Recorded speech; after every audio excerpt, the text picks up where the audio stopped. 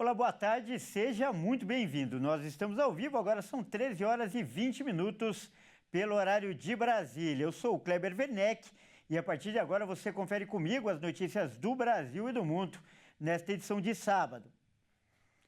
E olha só, nós vamos começar então falando, da reunião do Ministério que Vence, do Ministério Mulheres que Vencem, que acontece lá na Igreja da Graça, no centro de São Paulo. E o nosso repórter, o Ismael Nascimento, está lá acompanhando tudo de perto e vai trazer para a gente agora as notícias. Ele vai aparecer aqui no telão. Seja bem-vindo, boa tarde. Conta para a gente como está essa reunião, que, aliás, é a última do ano. Boa tarde, Kleber. Boa tarde a você que está na sintonia do jornal. Kleber, você sacou muito bem, a última deste ano, mas ano que vem vai ter muito mais aí quem participa do encontro Mulheres que Vencem. E hoje esse grande evento teve início às 11 horas da manhã e foi uma programação muito especial. Eu vou compartilhar com você, que iniciou com a palavra do missionário R.R. Soares, que trouxe uma belíssima pregação de Paulo Apóstolo para confortar e esclarecer as pessoas. Também teve o pastor Jaime de Amorim, que cantou um belíssimo louvor e também contou com a participação da equipe de louvor das Mulheres que Vencem e emocionou muita gente, porque trouxe a palavra de Deus, de Jesus, ao coração de cada mulher que está aqui presente nesse grande evento. E também o tema desse encontro é Gerando Frutos. E eu estive conversando, Kleber, também você está na sintonia, com a pastora Thaís Benevente, líder do encontro Mulheres que Vencem. Ela fala um pouco desse tema, gerando frutos, e também fala da importância de acontecer esse encontro durante o ano todo. Como tem ajudado a fortalecer as mulheres para vencerem com Jesus. Vamos acompanhar a palavra da pastora. Porque mulheres são quem geram, né? Mulheres geram, e gerar significa fazer nascer. Então, eu quero ensinar essas mulheres que com Cristo elas podem fazer nascer algo novo dentro delas, na casa delas, no trabalho delas. É possível elas viverem isso com a unção que há através do Espírito Santo. Esses encontros é pregado Jesus. E toda vez que Jesus é pregado, a fé dessas pessoas são fortalecidas. Elas vivem milagres, elas são alcançadas, são abençoadas, recebem a direção do Espírito Santo. Então, quem recebe a direção do Espírito tem tudo para dar certo na vida. E é o que a gente espera delas, em nome de Jesus. 4 encontros, a gente encerra o 4º aqui com chave de ouro. E encerrou com chave de ouro, com muitas apresentações especiais. E destaco que logo mais você vai acompanhar, eu volto logo mais com mais informações, Kleber, trazendo um pouco da palavra do povo que esteve presente, que esteve participando. Muita gente emocionada, muita gente feliz nesse 4º e último encontro. Volto logo mais com outras informações, Kleber. Muito obrigado, Ismael. Só lembrando que esse evento acontece aí o dia todo. Na parte da tarde haverá mais uma reunião e o Ismael vai trazer daqui a pouco mais informações para você que nos assiste. Vamos mudar de assunto agora para falar que a Polícia Federal prendeu neste sábado o general Braga Neto. Essa é a notícia que vem causando aí mais impacto no dia. Ele foi candidato a vice-presidente na chapa de Jair Bolsonaro nas últimas eleições presidenciais. A prisão faz parte do inquérito que investiga uma tentativa de golpe de Estado. De acordo com as investigações, Braga Neto atuou diretamente para financiar ações ilícitas, inclusive dando dinheiro em uma sacola de vinho para os golpistas. Desde o início da investigação do golpe, a Polícia Federal se depara com debate sobre se havia elementos suficientes para prender ou não Braga Neto. Investigadores repetiam que não havia dúvidas da liderança de Braga Neto na trama golpista, mas que não podem errar nunca, e principalmente numa investigação de repercussão como a que apura uma tentativa de golpe de Estado. Ao longo da apuração, a Polícia Federal concluiu que Braga Neto era o arquiteto do golpe e que era a principal autoridade por trás do planejamento e quem dava respaldo e credibilidade entre os oficiais e comandantes. E era, nas palavras de um investigador, a cabeça, o mentor do golpe, mas sob comando de Bolsonaro. Para a Polícia Federal, Bolsonaro seria o principal beneficiado E essas informações, os investigadores acreditam terem alcançado com o avanço da apuração. Inclusive com informações da delação premiada de Mauro Cid, ex-ajudante de ordens de Bolsonaro. Com o material em mãos, a Polícia Federal decidiu agora que tinha elementos suficientes para prender Braga Neto. O general ficará sob custódia do Exército. Na lista também estão ex-ministro do governo Bolsonaro, ex-comandantes do Exército e da Marinha, militares da ativa e da reserva e ex-assessores do ex-presidente. Eles foram indiciados pela Polícia Federal pelos crimes de abolição violenta do Estado Democrático de Direito, golpe de Estado e organização criminosa. Olha aí, eu mudo de assunto agora para falar de saúde e lembrar que o mês de dezembro é o mês de conscientização e de combate, prevenção ao câncer de pele, que é o tipo mais comum no Brasil. Os custos com internações nos últimos 2 anos somaram, olha só, mais de 4 milhões de reais. No dia 21 de dezembro começa o verão no Brasil e junto com ele é necessário o aumento de cuidados com a pele. Isso porque a exposição com o sol é maior. Tomar sol pode até ser benéfico para a saúde e ajudar na produção de vitamina D. Mas em excesso pode ser um fator preocupante para o câncer de pele, que é um dos mais comuns no Brasil. Um estudo do Instituto Nacional do Câncer mostrou que até 2025 o Brasil vai registrar cerca de 700 mil casos do câncer, sendo as regiões Sul e Sudeste as de maior incidência. O custo das internações por melanoma, que é o tipo de câncer de pele mais agressivo, chegou a 4 milhões e 600 mil reais nos últimos 2 anos. Uma outra pesquisa revelou que a faixa etária em que o câncer de pele é mais presente são entre 60 e 69 anos, seguida pelo grupo dos 70 a 79 anos. E não tem diferenciação de gênero. Os números de casos são parecidos nos homens e nas mulheres. Então, para falar mais sobre esse assunto tão importante, nós vamos conversar agora com uma especialista. Nossa convidada é a médica dermatologista Marcela Costa. Boa tarde, doutora Marcela, seja muito bem-vinda, é um grande prazer recebê-la no nosso jornal. Olá, Kleber, muito obrigada pelo convite, estou muito feliz de estar aqui nesse Dezembro Laranja que é tão simbólico para a gente, para falar um pouquinho mais sobre esses cuidados desse período do verão.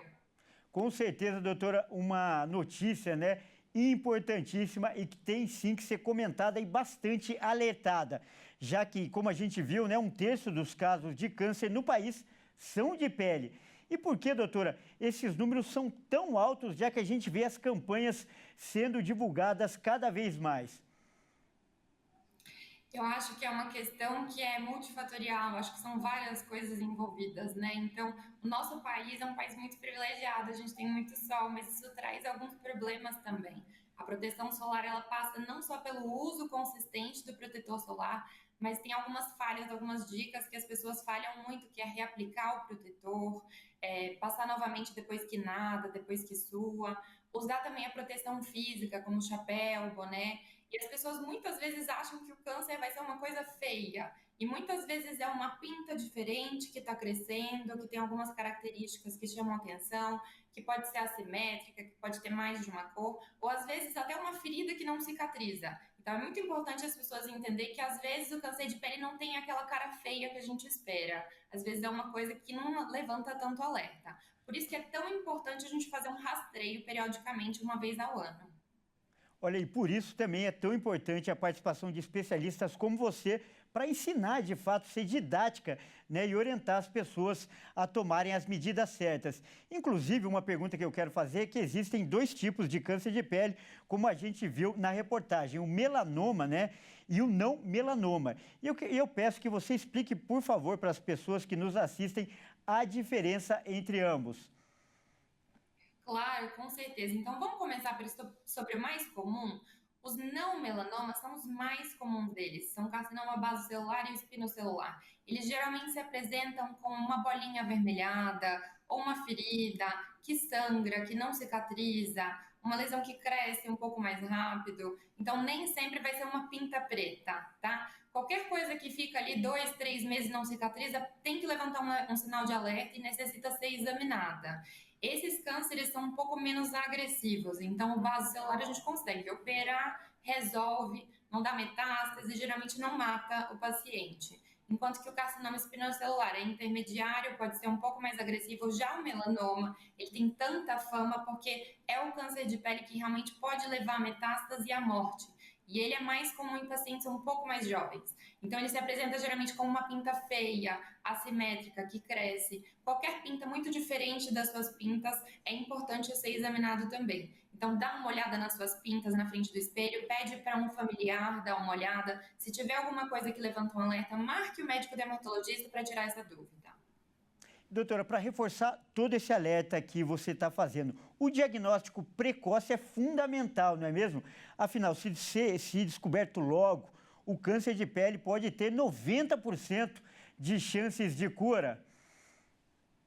Exatamente. Quanto antes a gente descobre, melhor. Então, tem alguns pacientes que falam, mas se eu procurar, eu vou achar. Não é bem assim. Em medicina, tudo que a gente acha primeiro é melhor. Então, a nossa chance de te curar definitivamente do câncer de pele é muito maior quanto antes você procurar ajuda especializada. E por falar em prevenção, né, nós vamos entrar agora na época do ano que é mais perigosa para o câncer de pele com a chegada do verão, não é, doutora? Exato, então não é só aquele sol que a gente toma ao longo do ano, mas quando a gente vai para uma praia, um churrasco, um evento e tem aquelas queimaduras mais intensas, isso aumenta muito o câncer de pele também. Então, abuse do protetor solar, do chapéu, do boné, blusa, sombra, tudo que você puder somar e evite especialmente a exposição nos horários entre 10 horas da manhã e 4 horas da tarde, que são mais críticos. Então, para reforçar e finalizar, eu peço que você fale mais uma vez os sinais que as pessoas devem ficar atentas. Inclusive, eu também pesquisei, né, para fazer essa entrevista, que alguns casos podem nem apresentar sinais tão visíveis.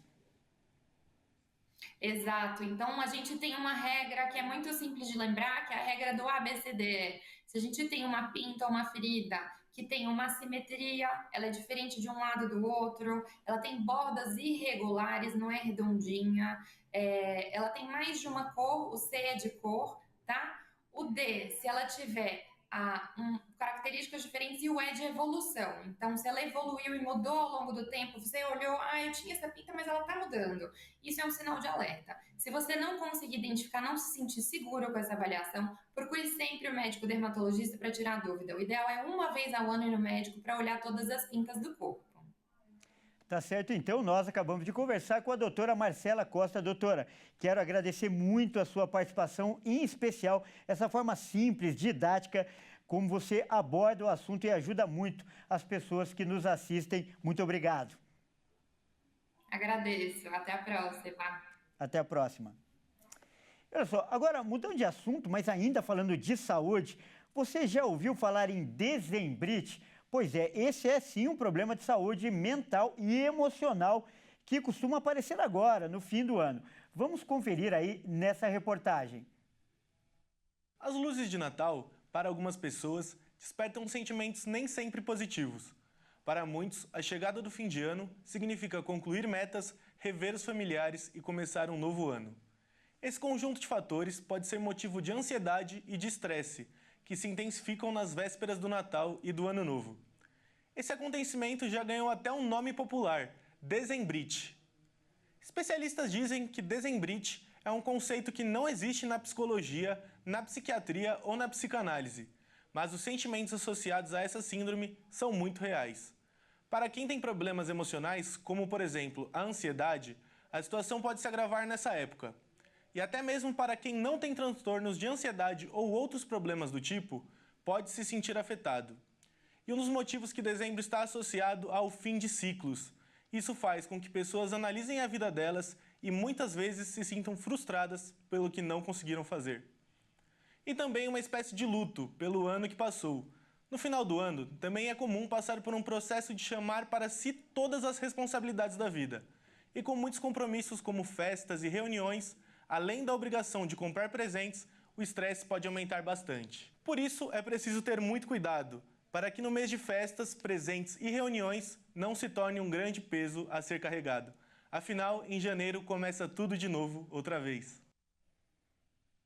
Tá certo? Então, esse é outro assunto que interessa muito, de interesse público. Então, nós também vamos conversar com uma especialista para abordar esse caso. E a nossa convidada é a psicóloga Débora Teles. Ela, como eu disse, é psicóloga.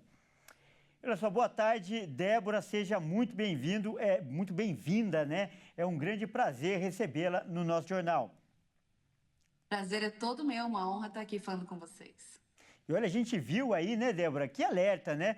Essa síndrome dezembrite. É importante ressaltar, eu andei pesquisando isso também e vi que essa síndrome não é reconhecida oficialmente ou então tecnicamente pela psicologia, mas os sintomas se manifestam de fato nesse último mês do ano. Queria que você comentasse esse entendimento, né, científico dessa síndrome, por favor.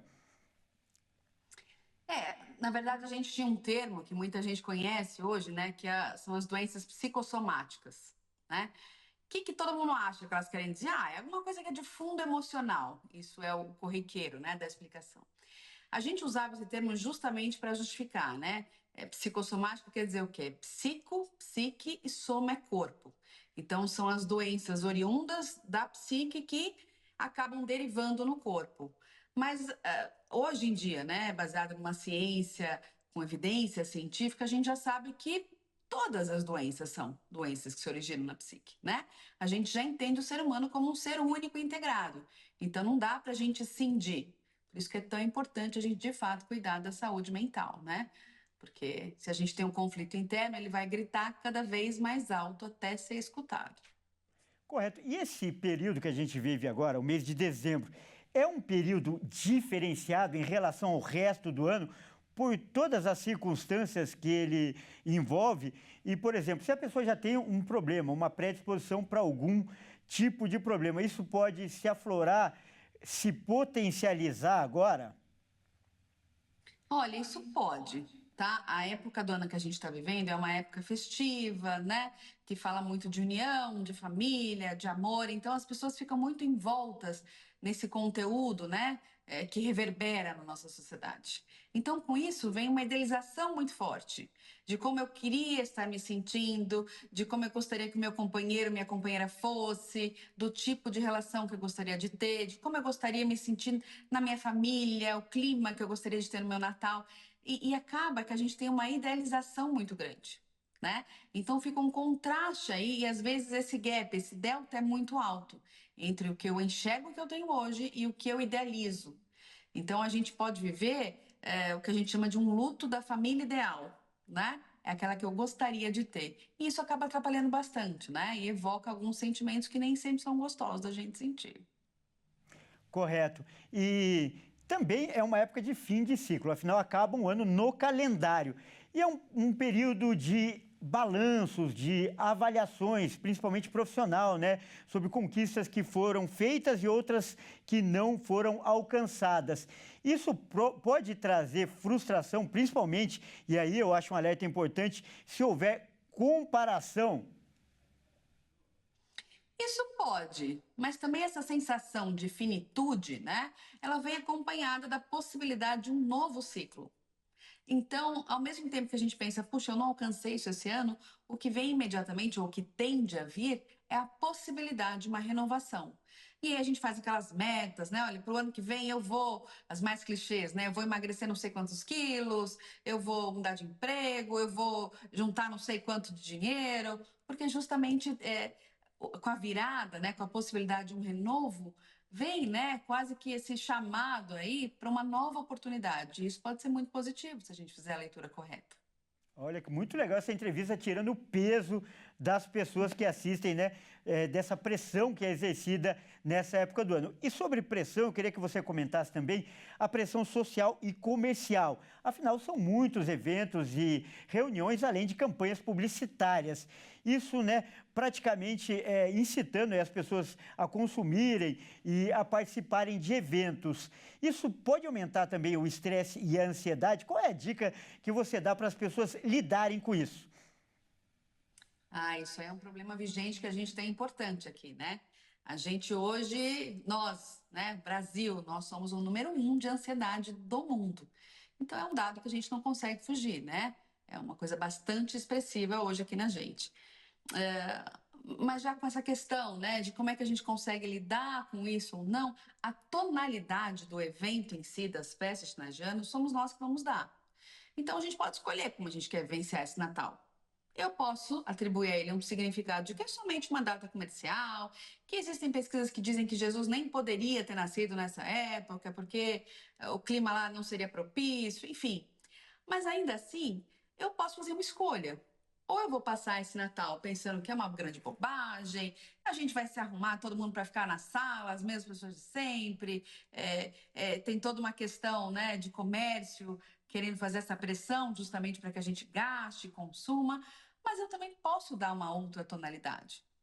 Eu posso decidir por mim mesmo que Natal é uma época legal, uma época alegre, a cidade fica enfeitada, eu gosto das luzes, eu adoro panetone, eu gosto de sentar à mesa com as pessoas que eu mais tenho proximidade, enfim, essa tonalidade, a atribuição de significado é bastante individual, então a gente tem isso em nosso poder, né?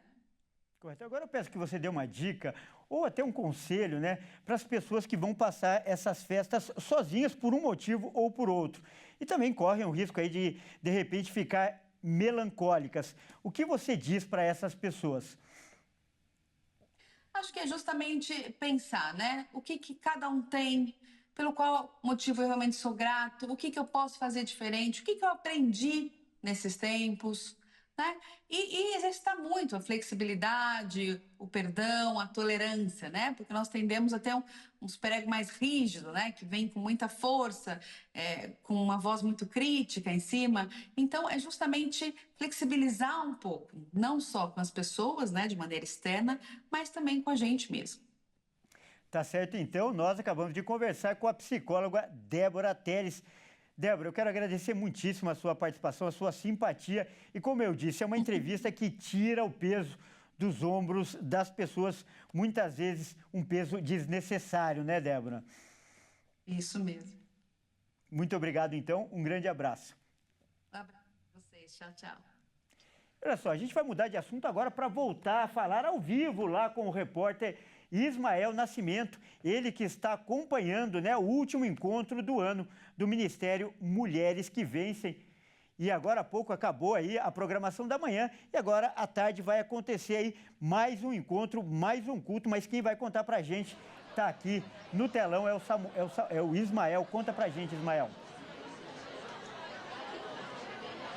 Kleber, você vê que tem muita gente aqui presente, o culto acabou agora, muitas mulheres que querem vencer com Jesus. Eu quero trazer um destaque dessa programação especial, desse grande evento, Mulheres que Vencem, da caravana que vieram de Santa Catarina para São Paulo. Saíram ontem às 21h30 de Joinville, Santa Catarina, e chegaram hoje às 7 da manhã.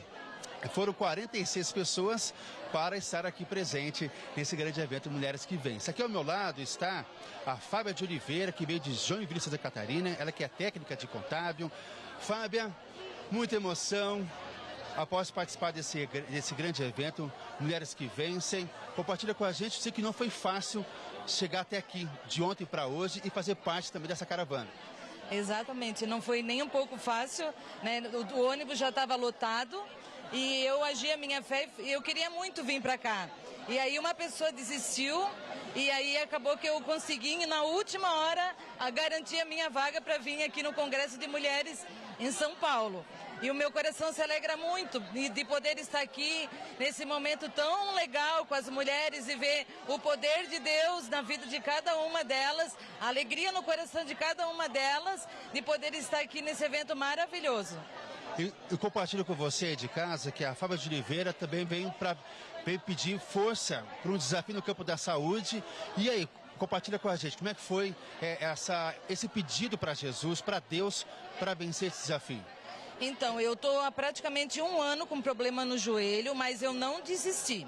Eu vim determinada a sair daqui com a minha cura e eu tomei posse. Estou saindo daqui crendo no poder da cura, no poder da oração. E estou muito feliz, estou com meu coração muito quente, muito alegre, muito feliz. A gente percebe essa felicidade para coroar o último encontro, volta para casa com a caravana, feliz e espiritualmente mais fortalecida. Uma grande satisfação de poder estar aqui e receber uma grande palavra do Senhor aos nossos corações. Vou sair daqui com a minha lamparina com certeza bem aquecida, bem cheinha, né, buscando essa alegria no Senhor. E aí foi com muita alegria de nós podermos estar aqui com a caravana de Santa Catarina.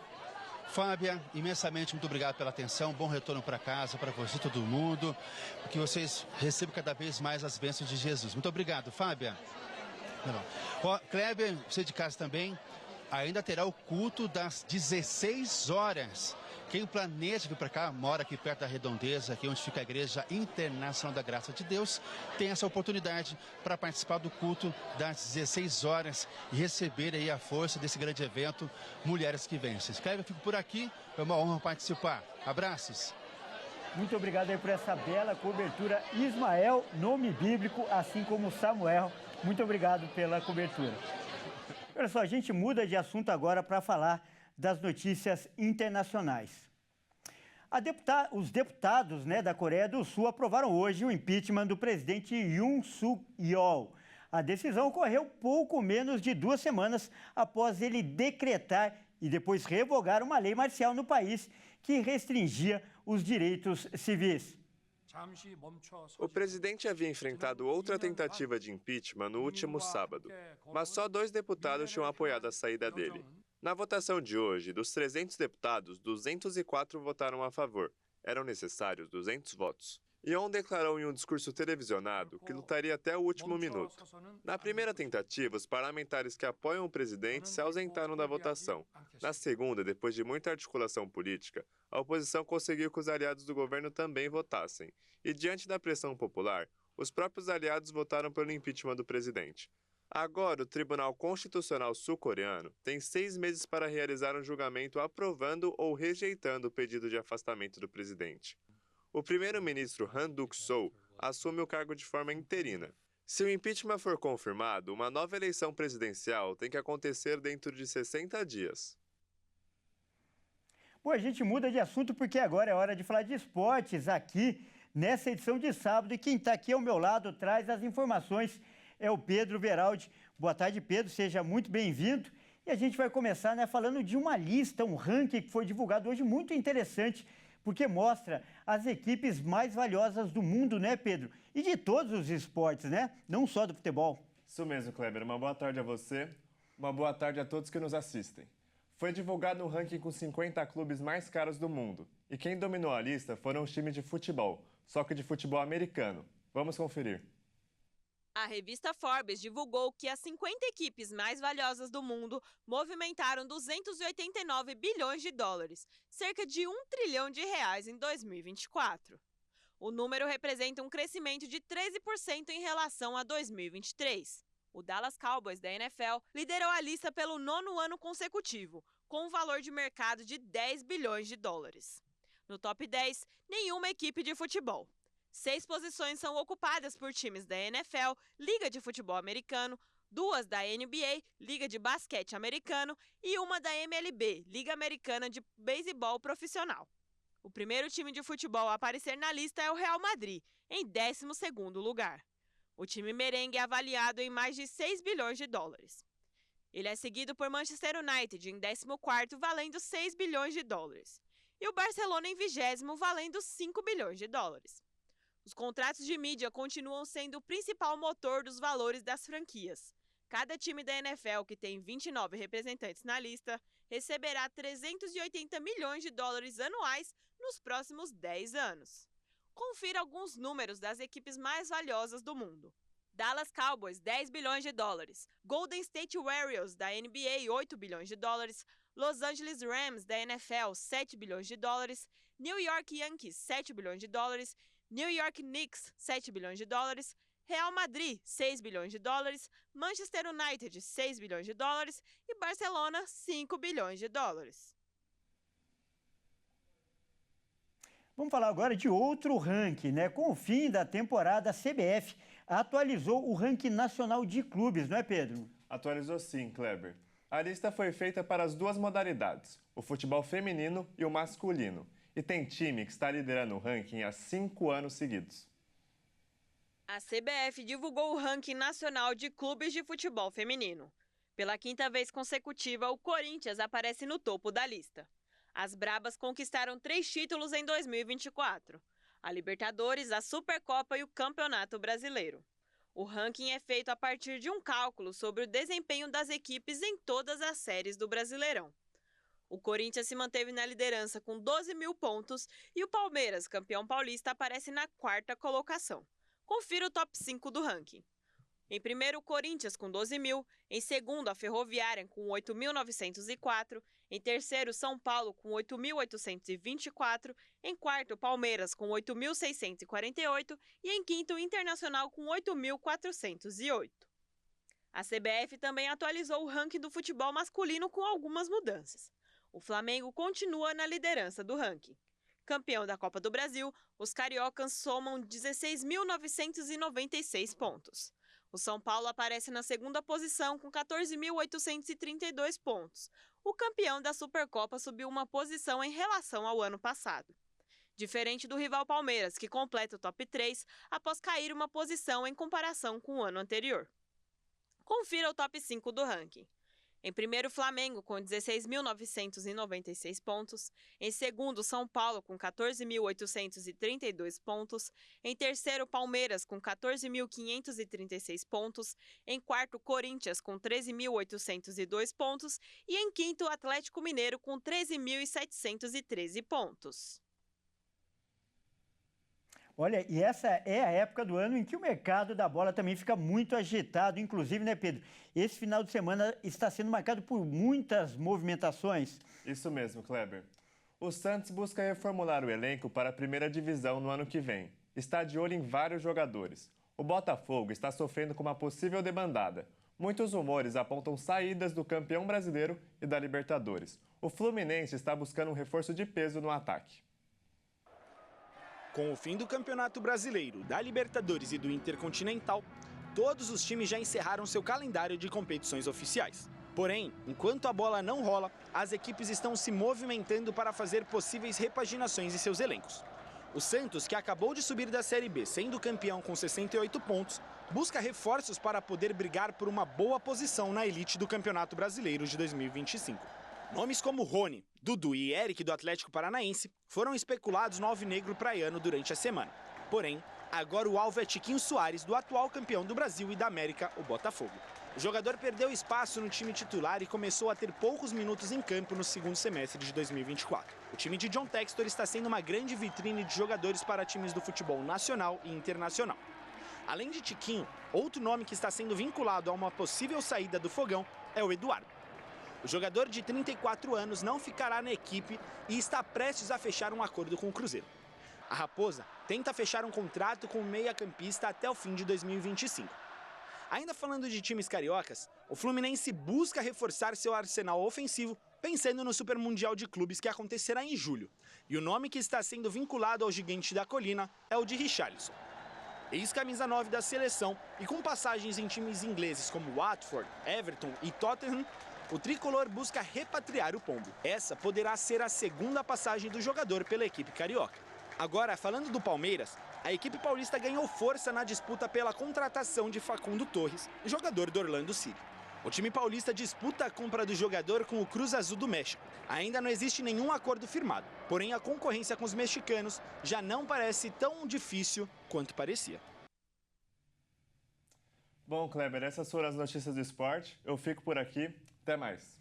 Muito obrigado aí pelas informações. Até mais e uma ótima tarde para você.